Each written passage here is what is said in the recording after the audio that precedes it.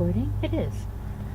Hi guys, Drew, Madison, Colin. Today we're going to read a book from our Florida house.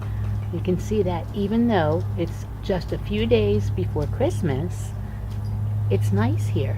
Grandma's in her bathing suit and the pool is out back, and then behind that is a little canal. But it's still Christmas time, even though it's warm in Florida. Hey Harley, there you are, coming to say hi. That's Harley Dog. Today, we're going to read a book called A Silent Night for Peef. This book was written by Tom Haig.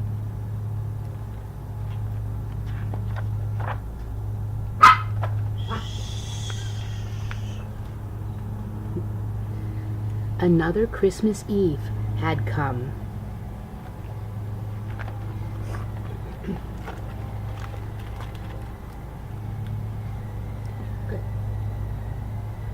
The waiting sleigh was full, and Santa took the reins in hand and felt the reindeer pull. The harness bells began to jingle as they gathered speed, and whoosh! They took the frosty air with Blitzen in the lead.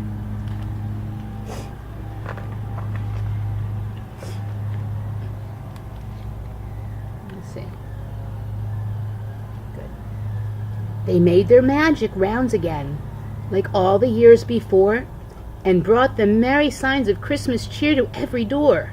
And then, before that old familiar turn, just north of Nome, old Santa said, "There's one more stop before we head from home."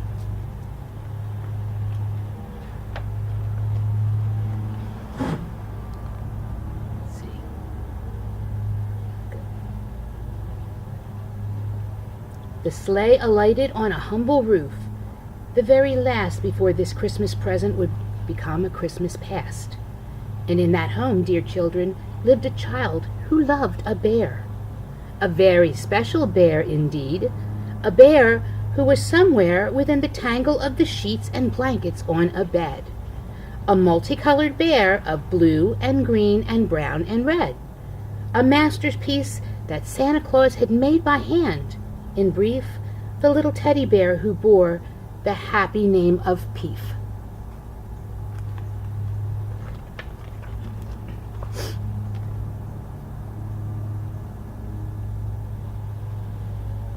There we go. To hear that sound just once again would be a precious gift. He only had to find the little teddy bear and lift him up and touch his tummy, and a Peef would be right there, just as it was when Santa Claus had made the little bear.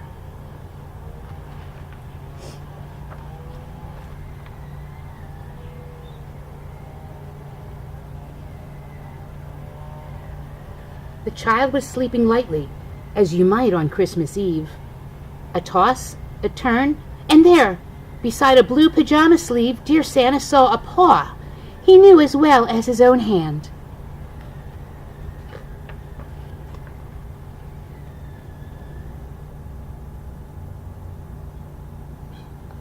Oops. Hold on.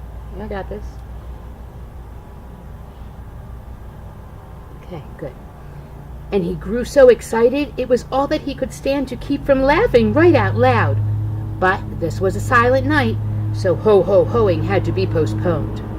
A silver light began to filter through the window pane, and Santa's eyes could see as clearly as they do in sparkling starlit skies.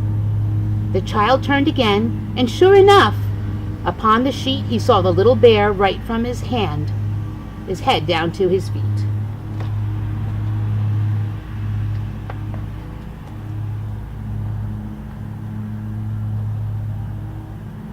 But there was something different. Peef had changed. And it was clear Peef wasn't what he was when Santa left him here last year. For he was dirty here, and faded there and there. His right side had a little rip. He left a little tear. When Santa touched Peef's tummy, he was stunned beyond belief. The little bear sprang back to life. But he could no longer. Peef They hugged each other tightly. They had missed each other so. They read each other's thoughts, and Santa thought, I ought to sew you up a bit and get you nice and clean again, I think. It won't take long to get your colors back into the pink.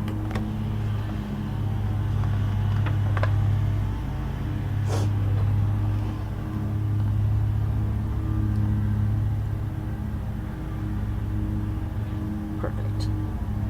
And maybe I've an extra button somewhere in the sleigh so you can have your voice again. It could be there's a way to keep you safe from all the harm and danger waiting right around the corner for a teddy bear both day and night. There must be something else that I can do for you. I know I'll think of something if only I think it through. But Peef broke into Santa's over-worried, hurried mind and said, Dear Santa, please, you really mustn't try to find a way to keep me safe from every single little thing.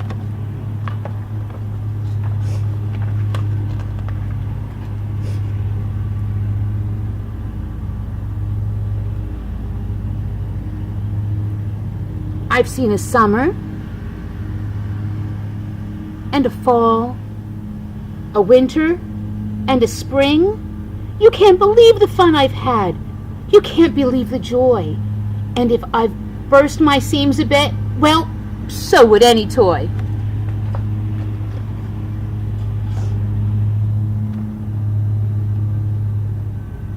Let's see, there we go. And this way and back. Oh my goodness. There we go. Good. My days begin and end right here, right in this very bed.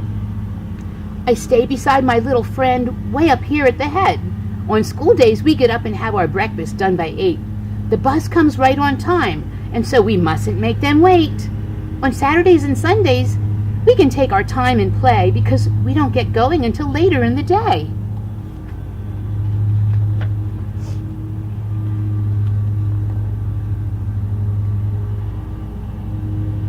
I wear a cape sometimes. It goes on with a safety pin, and that explains the little tear you see beneath my chin. I fly across the room, go sliding down the banister.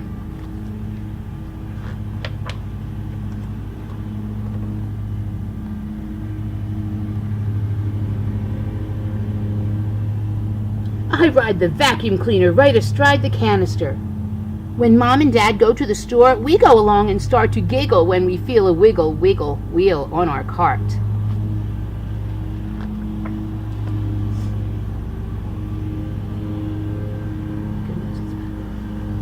One time, we went exploring, and I got to be a scout. One time, we got in trouble, and we had to have time out.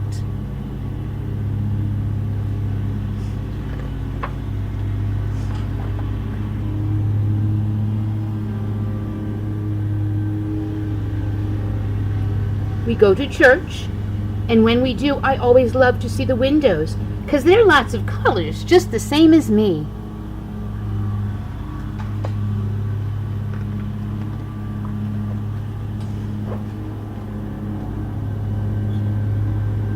Why, I've been in a treehouse. I've been playing in the mud, and I've been in a rowboat make-believing Noah's flood.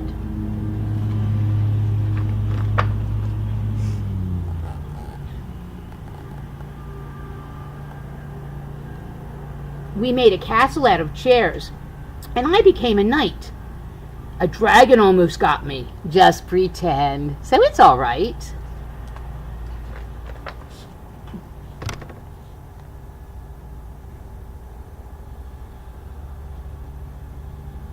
Why, I've been in a backpack, and I've been to school as well. In fact, I even was the special guest for show and tell.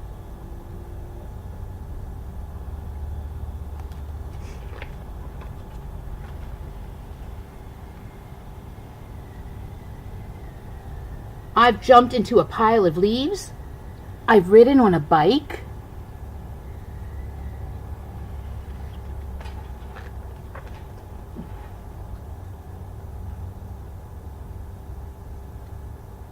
I've hidden in a box for hide and seek. We took a hike. We had a picnic where we picked some flowers just for fun. and we were there for hours, and we saw the setting sun.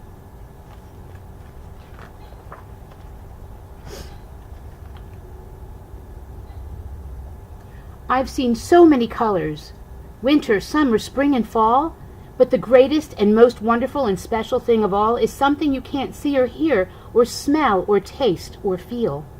And it's only make-believe, but it's the only thing that's real. It's knowing who you are and being where you ought to be and doing what you ought to do. And you gave that to me.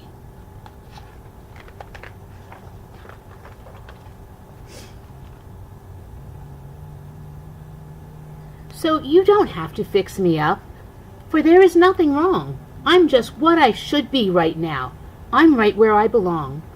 And if I have a tear or two, or if I've lost my voice, it doesn't matter. I'm the bear I should be. It's my choice. And if I don't exactly last forever, nothing does. What will be will be. What is just is. What was just was.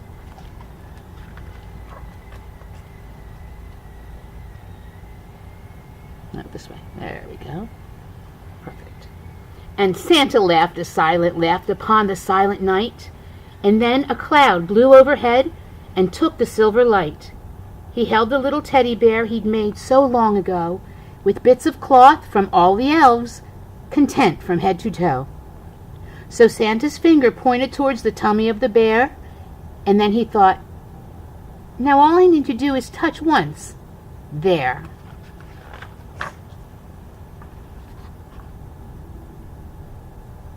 And as he turned to go, he heard, upon the silent night, a silent Peef, and he knew that all was calm and all was right. The end. And that was the story of Peef. We love you guys. Every single day we think of you. Bye-bye, Drew. Bye-bye, Madison. Bye-bye, Cullen. Bye-bye, your mommies and daddies. We love you too. Bye-bye.